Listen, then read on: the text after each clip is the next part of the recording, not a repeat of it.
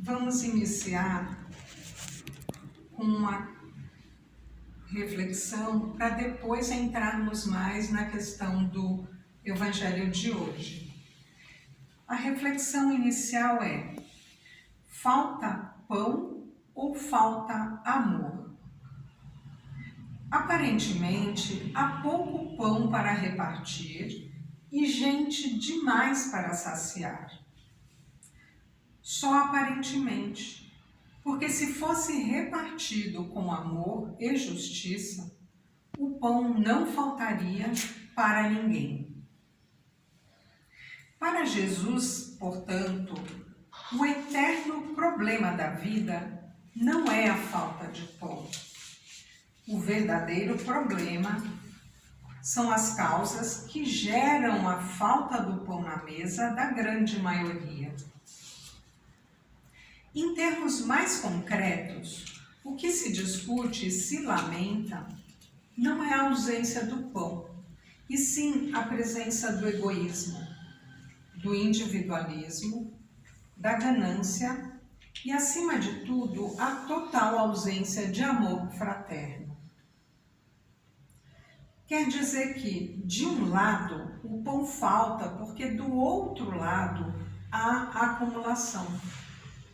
De um lado, há quem passe fome, porque do outro lado há quem morra de indigestão.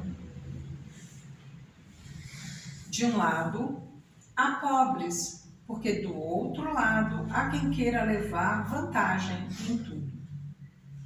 De um lado, há quem fique pedindo esmola, porque do outro lado há quem se aproprie dos bens comunitários. Então a desculpa de que só temos 5 pães e 2 peixes já não se pode aceitar, porque, de fato, possuímos mais do que precisamos. A natureza e a ciência estão sempre a acumular-nos de todo tipo de riqueza. Bastaria que fôssemos menos egoístas e mais altruístas. Nem a desculpa de que não sabemos fazer milagres é procedente. Quem disse que precisamos resolver nossos problemas com base em milagres? Jesus não nos ensinou a arte de fazer milagres. Ensinou-nos, sim, a fazer tudo o que é essencial, pôr em comum o que temos e reparti-lo entre todos. Os irmãos castigados pelo flagelo da miséria e da fome, da doença e da violência, não podem consolar-se com nossas desculpas de que não somos especialistas em milagres. Eles nos cobram e devem cobrar-nos um pouco de justiça, solidariedade e amor. Vamos agora aprofundar no Evangelho propriamente dito. Evangelho de João. Trata-se da multiplicação dos pães.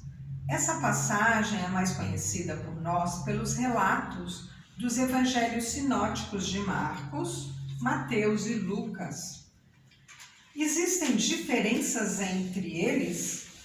Qual é o papel de Jesus na narrativa joanina? Vou começar respondendo a primeira pergunta. Existem sim diferenças.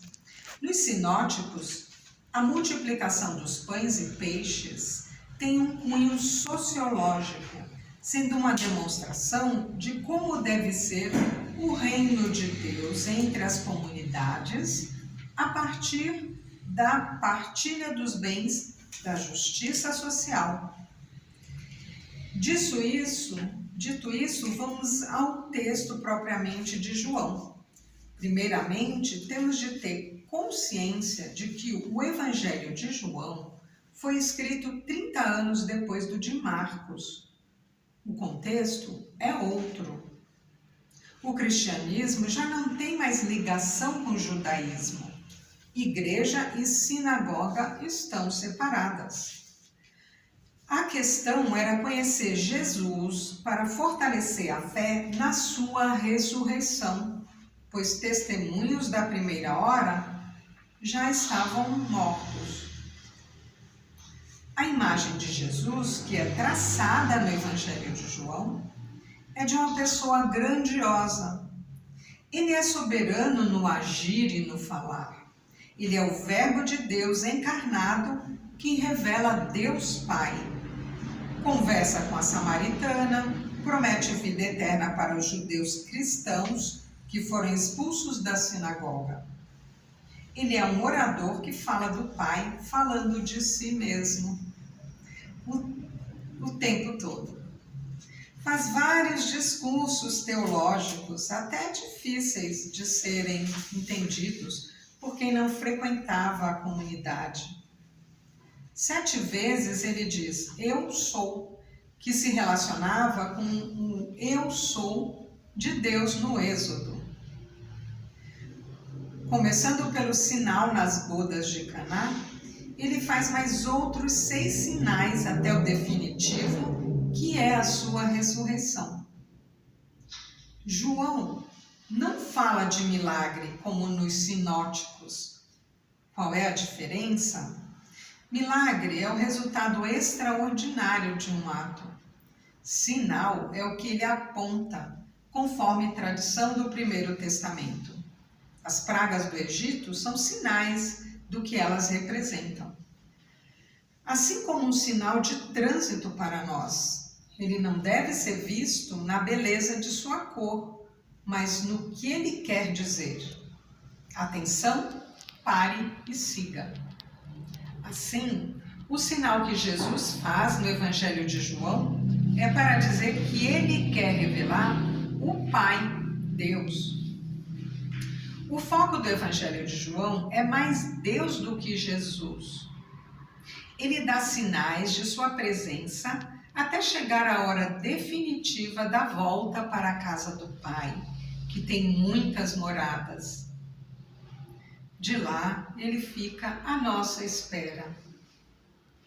A multiplicação dos pães é o 4º sinal que Jesus realizou para dizer que a sua hora ainda não tinha chegado.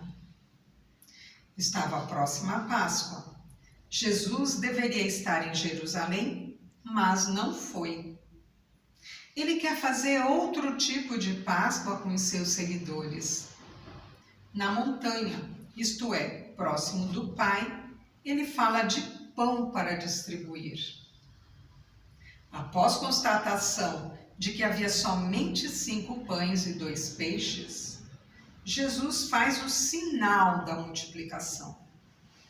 Para, um pouco mais adiante, afirmar que ele é o pão da vida, que devia ser comido para não se ter mais fome. Vejamos outro detalhe. Em Marcos, são os discípulos que distribuem o pão. Em João, é o próprio Jesus. Jesus não se surpreende com a multidão. Pelo contrário, ele olha para ela com a decisão de ajudá-la. Em relação aos números, o 5 representa a Torá, os 5 primeiros livros da Bíblia. E o 2, testemunho. O 12, as 12 tribos de Israel. Aliás, peixe em grego forma Jesus Cristo, Filho de Deus Salvador. Os primeiros cristãos utilizavam o peixe como forma de identificação diante das perseguições romanas. O relato termina dizendo que quando Jesus viu que o povo queria proclamar o Rei Messias, ele fugiu para outra montanha, para junto de Deus. Como conclusão, podemos dizer que não é possível afirmar que o Jesus do Evangelho de João é espiritual e o dos sinóticos mais preocupado com as coisas materiais e sociais. Não, seria reduzi-lo a um espiritualismo. Muito pelo contrário. Se Jesus é o pão da vida eterna, que nos leva a Deus, isso só será possível no meio de nós quando transformarmos a falta de pão em abundância para todos, por meio da partilha. Como canta Zé Vicente, pão em todas as mesas, da Páscoa a nova certeza, a festa haverá, e o povo a cantar aleluia.